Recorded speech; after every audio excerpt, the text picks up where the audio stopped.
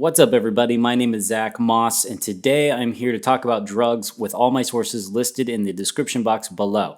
To kick this off, I want to tell you a story coming out of the Philippines.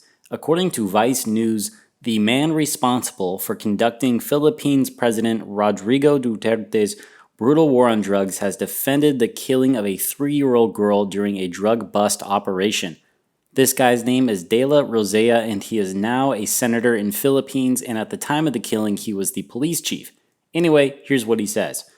Quote, "We are living in an imperfect world. Would a police officer want to shoot a child? Never, because they have children as well, but shit happens during operations." For context, this dude, De La Rosea, claimed that the father of the toddler used the toddler as a human shield, but the mother calls BS. So there is in fact a lot of gray area, and I'll let you guys make your own determination. In addition, the Philippines government says that 6,000 people have died over the 3-year war up to this point, but there have been some human rights groups that believe the number could be up to 27,000 people.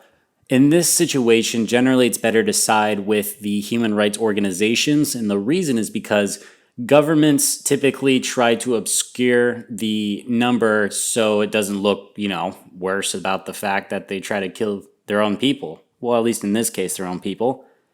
Now, I bring this up to actually highlight the international drug war, specifically how far some countries will go to combat drug use and addiction.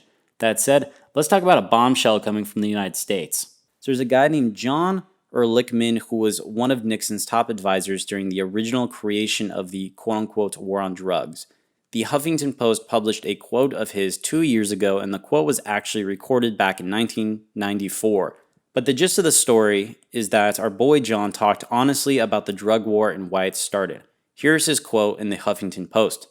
Quote, "You want to know what this is really all about?" he asked with the bluntness of a man who, after public disgrace and a stretch in federal prison, had little left to protect.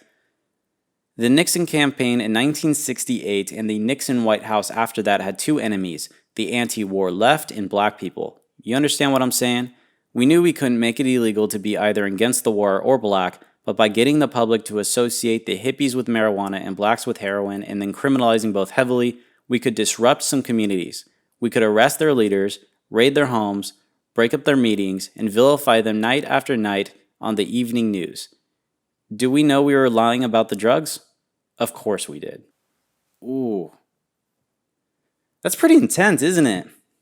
You literally have the guy who helped Nixon create the war on drugs saying, yeah, it was about controlling certain populations that were against Nixon. There we go, guys. There we go. This is done. This conversation is over. That's how this has started. That's why it started. What else left is there to talk about? Well, actually, okay, there's a couple. Number one, how much money do we actually spend on the war on drugs? Well, according to The Atlantic, the United States has spent $1.5 trillion on the war on drugs, and that was 9 years ago. Oh, sweet baby Jesus, that is intense. But keep in mind, we also don't have enough money for, Medicare for all or universal college. But maybe it worked, right? Maybe at least this helped a little bit. Well, you ready for this? Not quite. Stanford University came out and claimed that the effort to curb drugs has only led to the capture of less than 10% of the perpetrators. Although I couldn't find the study that they were citing from the DEA, so I'll let you guys make your own determination, but I am trusting that Stanford had done their due diligence and had already, gotten this peer-reviewed. But I suppose another thing we could take away from this is, this war on drugs was a failure when Fox News comes out and says, hey guys, this ain't working. This really isn't going how they planned. Again, here's the article that you can see right now. And if you want to continue to read it, it is in the description box below as well. But okay, so we're spending $1 trillion on a project that has a 10% success rating. Now, I'm not a gambler here, but I'd say those odds are probably about 1 part bad and 2 parts crap, but that's just me. But this all begs the question, just how bad could any other strategy be to get down to that same success rating? It sounds like literally anything else would be worth a shot, right? Especially since there's been a failure for 50 years. Think about this. Could you imagine failing for 50 years straight? But, this might be actually a good time to bring up different presidential candidates and their views on drugs, now that we know what doesn't work. So then when other candidates are talking about, hey, what are we going to do about the war on drugs? We'll know whether we should or should not support them with the understanding that we now have. Mr. Bernie Sanders came out and said a handful of things, but to start, he says on Twitter, quote, "We must end the war on drugs, too many lives are being destroyed." Politico then cites pretty much the same thing, but just to reiterate it, he says, "Too many lives are being destroyed. Hundreds of thousands of people get criminal records. You know why? Because they smoked marijuana. That's insane." I would agree, that is kind of crazy. Side note, could you imagine being an individual who's been in prison for 20 years because you've had marijuana, and now there are certain states where there are people making a business and a lot of money holding just as much or more marijuana than you just went to prison for? Bernie also was one of the first people, by the way, to propose a bill in the United States Senate to legalize weed, which was quite literally called Ending Federal Marijuana Prohibition Act of 2015. He was the first. Also on Twitter, Bernie Sanders says, quote, 600,000 people, disproportionately people of color, were arrested for possession of marijuana in 2017. It is time to decriminalize marijuana, expunge past marijuana convictions, and end the failed war on drugs. Yes, that is exactly what we need to know. Perfect. Expunge it. Expunge the records. That's ridiculous. This is pretty much everything I could find on Bernie Sanders' recent views on drugs. I wish there was a little bit more on his view regarding other drugs. For example, what would he do about legalizing other drugs and maybe addressing this as a national health and addiction problem as opposed to treating the users like horrible convicts committing a crime? Again, we know that that strategy hasn't worked. We all know this now. Now, chances are Bernie hasn't said anything about other drugs in order to get more moderate views, but that's speculation on my part, to be fair. But what about other candidates? What about Tulsi Gabbard? So Tulsi says, quote, federal marijuana prohibition has ruined countless lives without making us safer. The so-called war on drugs has failed. We must pass H.R. 1227, the Ending Federal Marijuana Prohibition Act, and find real solutions to the issues in our criminal justice and healthcare systems. And here's actually a video where she talks about her views on drugs as well. The opioid epidemic is wreaking havoc across every American, all Americans from every walk of life. Yeah. Addiction or substance use disorder is a public health concern, not a criminal justice concern. I'm wondering if you will end the war on drugs by decriminalizing all drugs and working to remove the stigma, the shame, and the fear that so often prevent people from accessing the help that they need. Yeah. Thank you. Thanks for your question, and thanks for your work in this area. You know, in just the last few weeks and having the chance to travel to different parts of the country, we were in New Hampshire, a state that is directly on the front lines and experiencing harshly the results of this opioid epidemic. And we had a chance to visit a recovery home and meet with some of the gentlemen who were living there. Men of different ages sharing their stories. One was a college student, one was an engineer, one was an attorney, but each of them sharing how their lives had completely been torn apart and ruined because of this addiction. Not only the addiction itself, but the lawyer was disbarred. The college student was kicked out of school.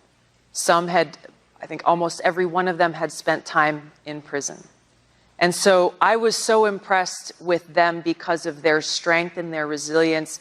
But what they were doing was to try to help other people, to educate them, to lift this stigma and make the point exactly that you're making, that this is about recovery, this is about an addiction, and we need to address that reality and help resolve some of the root causes of why people are turning to different substances in the first place.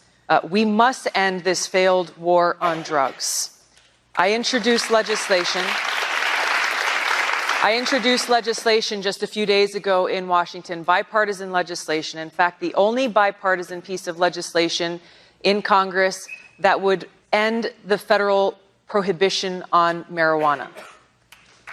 This will have a great impact in so many ways on the opioid crisis, where in states where medical marijuana or marijuana as a whole is legalized, we have seen a correlation and a drop in opioid addiction, as well as a drop in opioid-related deaths. This will have an impact on our economy in so many different ways, as well as taking a huge bite out of our broken criminal justice system, where far too many nonviolent drug offenders are wasting away. So, Congresswoman, you're talking a lot about marijuana, but where do you draw the line on decriminalization? Because one of the questions was about all drugs. What do you think about that?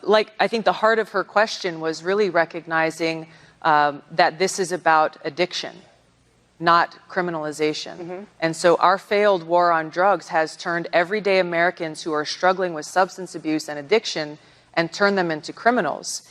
At our press conference, we had a guy named Harry who was there from Virginia, who was a college student studying computer science.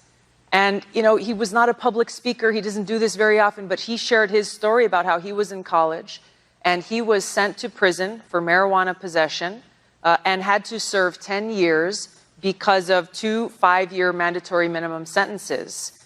He served his cellmate was a guy who was convicted of murder, and he got out of prison before he did. So we have to work towards those steps of completely ending the failed war on drugs. Overall, good that she supports legalizing marijuana. However, it did bug me that she didn't directly answer the part about other drugs. My view is this: if you don't support legalizing other drugs, say it. Own it. But trying to dodge a question is something that I don't think any of us really respect. Another presidential candidate that you guys might appreciate hearing from is Kamala Harris. According to Forbes, Kamala says, quote, "Something else it's past time we get done is dismantling the failed war on drugs, starting with legalizing marijuana." Ironically, her track record as a prosecutor, attorney general, and senator demonstrate her contradicting positions. To start, here's a video which shows her laughing at the idea of legalizing marijuana. I want to play you guys the full video so you have all the context, and if I'm misunderstanding something, please let me know, but I think it's pretty straightforward.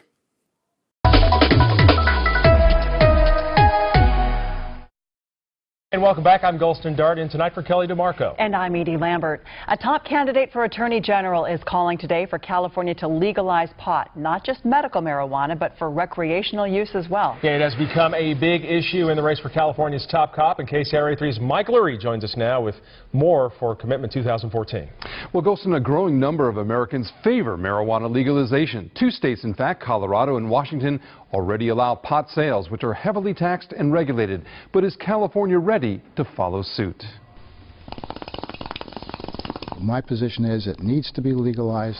Ron Gold, the Republican candidate for Attorney General, wants to tax and regulate the use of marijuana for recreational purposes. Colorado is already beginning to prove to everybody that there is sufficient taxable base. Gold wants to use the millions of dollars projected from marijuana sales for drug and alcohol counseling and for education. In the face of grave danger. We asked California's current top cop, Kamala Harris, for her position on this controversial issue. Your opponent, Ron Gold, has said that he is for the legalization of marijuana recreationally. Your thoughts on that?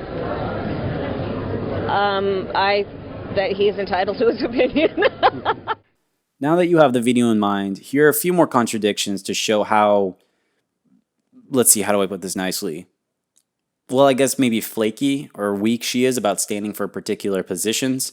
This little list of contradictions is actually from Vox, so check it out if you want, but it says this.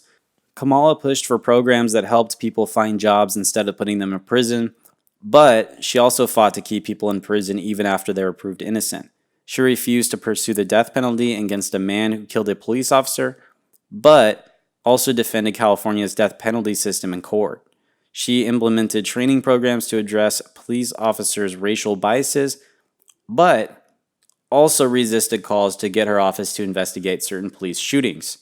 So what do you guys think about legalizing all drugs and regulating them? Comment in the comment section below or reach out to me. All my contact information is available in the, well, not all, but a lot of my contact information is available in the description box below. Let's see, who else is there? Oh, Mayor Pete. Let's go over him real quick. So he's pretty brief about things, so I'll be brief with him. Mayor Pete, so he says he is okay with federally legalizing weed as well, but he doesn't mention any other drugs So that's very much up in the air as well. But to be fair, everyone up to this point hasn't said anything about any other drugs. But overall, as a summary, we've gone over Rodrigo Duterte's brutal war on drugs that have killed thousands of people, John Ehrlichman's confession about what the war on drugs was really about, the United States spending $1.5 trillion on the war on drugs, the primary candidates in the Democratic Party apparently supporting legalizing weed.